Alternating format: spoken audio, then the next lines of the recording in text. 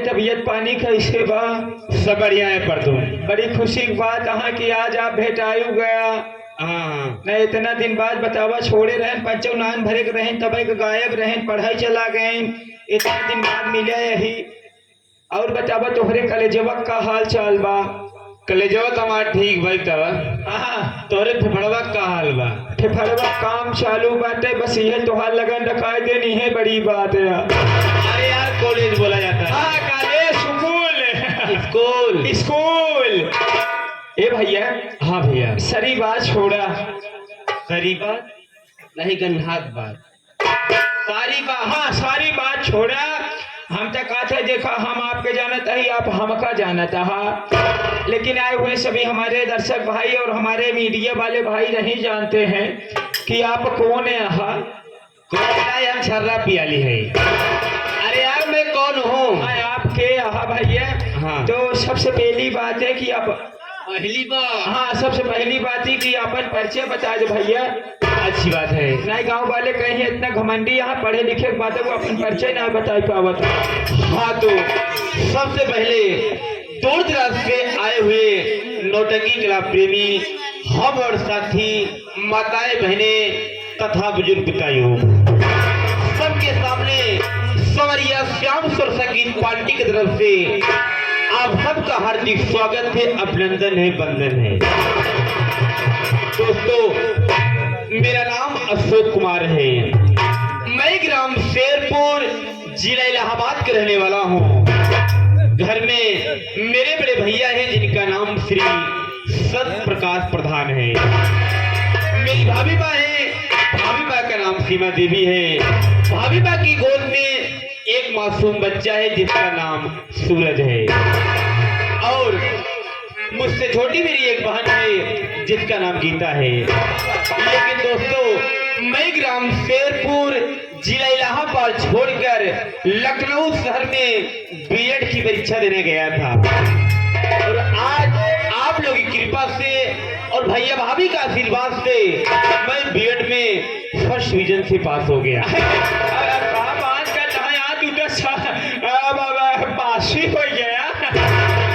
पास हो गया परदू भाई।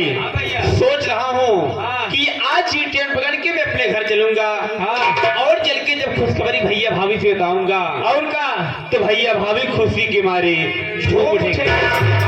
परदू भैया एक काम करो, चलो मुझे स्टेशन तक छोड़ दो भैया। बात नहीं बातें चलो तो हम स्टेशन तक पहली बार छेड़ गई। स्टेशन छेड़ ही छेड़ दे। अरे यार छेड़ने वाली बात ना पहुंचवाई दे। अरे यार छोड़ दोगे? हाँ छोड़ दे लेकिन ऐसे ना है। हाँ भैया देखा भाई स्टेशन है दूर, स्टेशन दूर है ये पहुंचे में जानता हम आलसी में नहीं है ये वही। तो हमारा विचार बा सुंदर सी आपकी जो चर्चित इस टाइम विकास गीत चल रही है एक विकास गीत सुनाते चले और रास्ता भी कट जाए भैया और टाइम पास हो जाए स्टेशन पहुंच जावा जाए।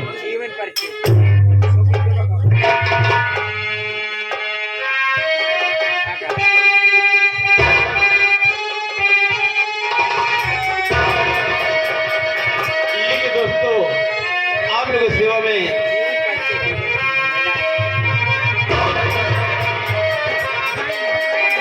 विकास गीत पेश है। एक पति पत्नी में बहुत प्यार है। पत्नी कहती है कि स्वामी जी उठ जाइए, चलो जल्दी है खेत में काम करते हैं। वो पत्नी अपने पिया से कहती क्या है?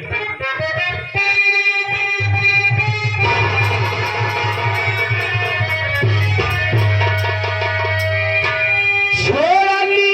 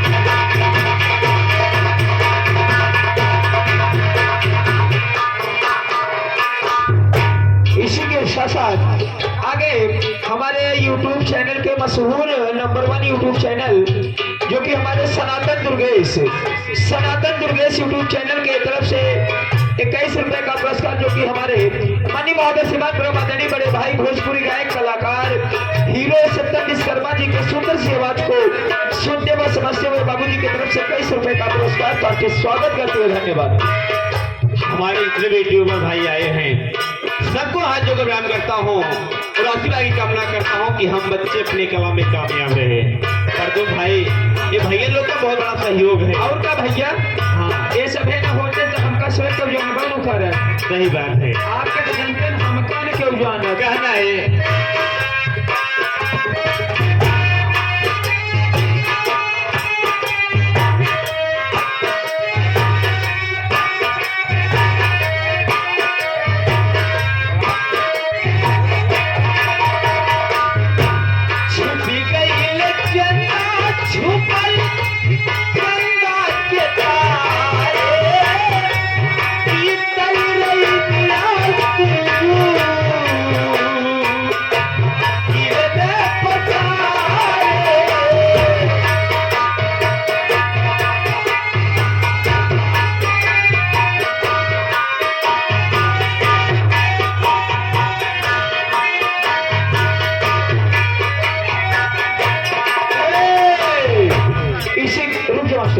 इसी के साथ साथ हमारे माननीय महोदय श्रीमान ब्रह्मादनी जिनका HD super HD quality video और हर प्रकार के नौटंकी वीडियो यानी कि हर एक मशहूर नौटंकी संगीत पार्टी आप लोगों के बीच में जो दिखाते हैं सनातन दुर्गेश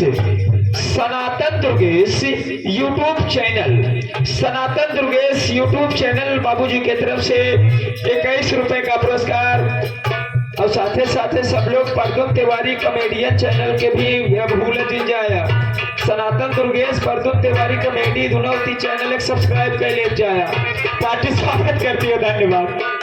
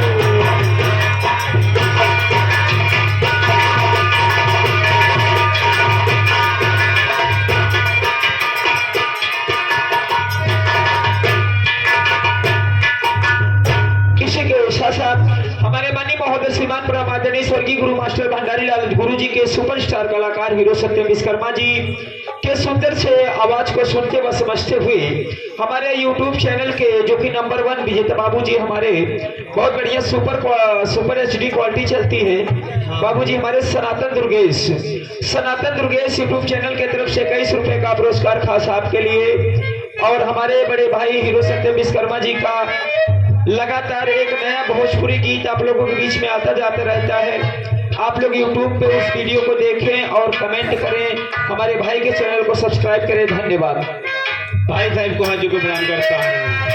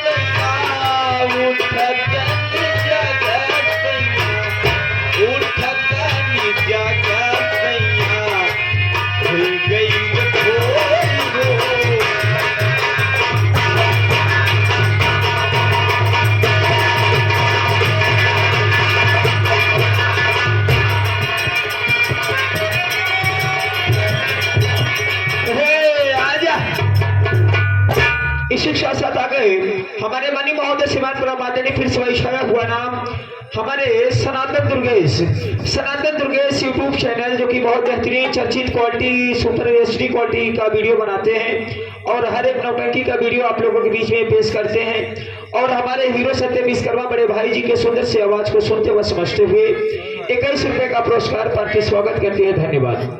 भाई साहब को हाथ जोड़ के प्रणाम करता हूँ। लास्ट आंतरी में कहना क्या है?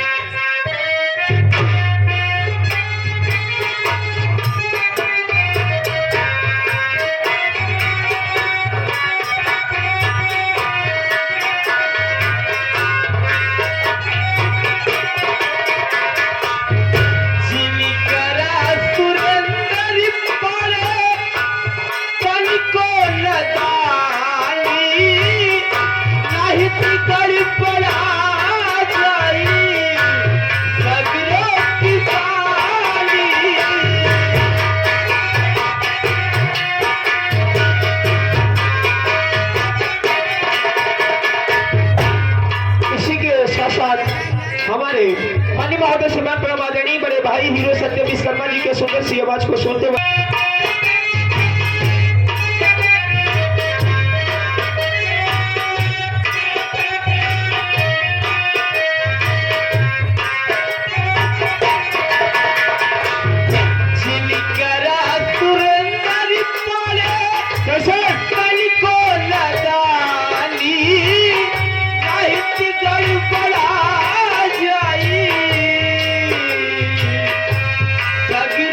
किसान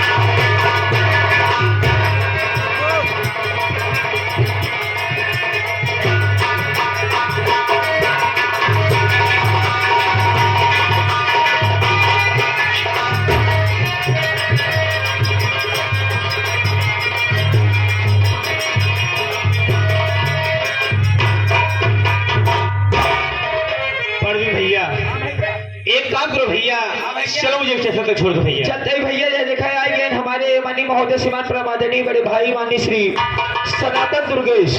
हाँ। सनातन दुर्गेश यूट्यूब चैनल बाबूजी की तरफ से 21 रुपए का पुरस्कार खास आपके लिए। ये पढ़ दो भैया। हाँ भैया, ये पुरस्कार नहीं भैया की तरफ से आशीर्वाद आया। और का भाई साहब को हाथ जोड़ प्रणाम करता हूँ और आशीर्वाद कामना करता हूँ। और का भैया, चलो अब भैया। चला जाए। चला।